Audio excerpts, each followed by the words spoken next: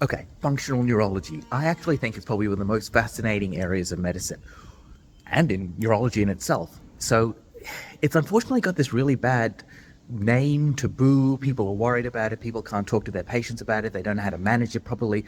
Patients don't get a diagnosis for ages because we don't know how to manage it properly. And I ask you, how many patients or how many times in your career have you had a formal lecture or formal teaching on functional neurology? Probably zero, maybe one lecture in your entire training. And so there's this big problem where we don't teach it properly, and so then patients don't get the best care that they could possibly get. And it's fascinating because it's been there since like almost the dawn of time.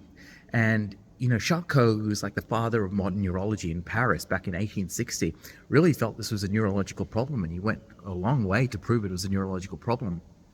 But unfortunately, with the split in neurology between psychiatry and neurology, and then Freud saying that it was conversion from psychiatric problems, it really went down the wrong path, in my opinion. And really, neurologists should be clawing back this condition and managing it. It's a neurological condition.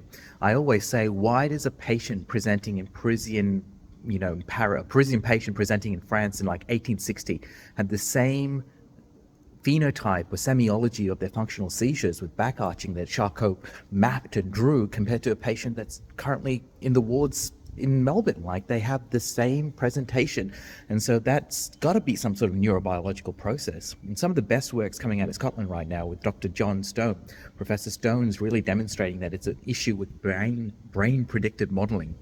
And I'll promise to put up a lecture, like a full, a long form content of this actual, functional neurological condition and how you can manage this, because you can make a huge impact in a patient's life.